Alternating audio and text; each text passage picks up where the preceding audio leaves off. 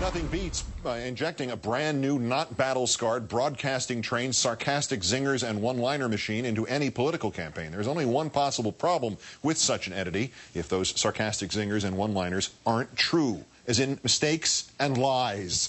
Our third story in the countdown, and you can make it worse, especially when it turns out the sarcastic zingers and one-liner machine has only the one speech which she repeats again and again and again. Because that means the machine, in this case, Alaska Governor Sarah Palin, repeats again and again and again her mistakes and lies. Speaking in Colorado Springs, Governor Palin said that the lending giants Fannie Mae and Freddie Mac had, quote, gotten too big and too expensive to the taxpayers, end quote.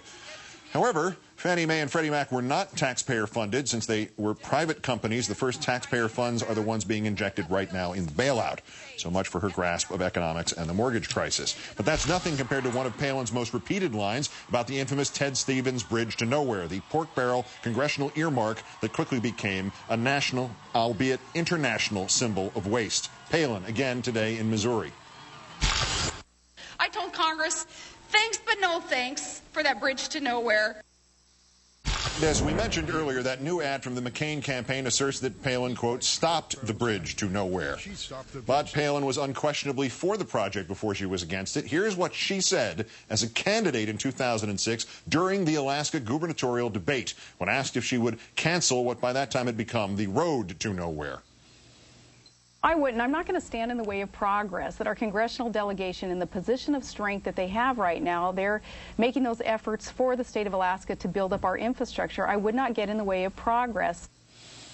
And when she became governor, her eventual so-called opposition was at best wishy-washy. She only abandoned the actual bridge after costs rose and it became a national embarrassment. But the money for the original earmark, $223 million, had already been approved by Congress. So Sarah Palin's Alaska began spending it on other transportation projects like the $25 million road to nowhere, which leads to the empty beach where the bridge would have begun, according to the newspaper, the Anchorage Daily News. And now you've also heard about the previous governor's private jet, which she announced to great applause at the Republican convention. She had sold by putting it on eBay. And it turned out, A, it wasn't just the governor's jet. It used to transport the large percentage of Alaska's prisoners who have to be farmed out to other states because Alaska doesn't have enough cells. And B, 3 separate times, Governor Palin tried to sell it on eBay, but not once did anybody pony up the minimum bid. The state actually sold the jet, not on eBay, but through an aviation broker. Why aren't you applauding? And remember her heartwarming story about how her kids were disappointed, but she had to fire that chef at the governor's mansion? Not true. That chef, Stephanie Marnin, was first reassigned as a constituent relations assistant in the governor's office and later to the State Museum and the Legislative Lounge, still cooking all the time. Let's welcome into our lounge the Washington editor of the Nation magazine, Chris Hayes. Good to see you in the flesh, sir. Good to see you, Keith. Why do Democrats fear Governor Palin? I mean, she seems perfect to me. The world seems to divide to her in those times when she's uninformed or when she's lying. Well, look, I mean, the reason they fear her is because they fear the culture war, and that's what Sarah Palin represents. I mean, look, the campaign, we saw what happened in Minneapolis. The campaign diverged from a campaign about where the country was going to go and what's happened to a campaign about shooting mooses and selling planes on eBay and firing chefs and all this kind of symbolic rhetoric that Republicans are incredibly expert at and that she wields very deftly. She loves moose stew. I don't know if you heard about that. This claim, though, that she made, that she as governor did not make any requests for earmarks and Senator Obama did. That doesn't hold up either? I mean, it's a lie. That's I mean, it's frankly a lie. Look, she hired, not only did she request earmarks, she hired a lobbyist to sort of game the system, which is the whole problem, right? If you listen to McCain and Palin with the earmark system, and brought home, what, $22 million? $27 million for this town of 6,000 people. You know, that's orders of magnitude bigger than... That's a lot. Yeah, right. So...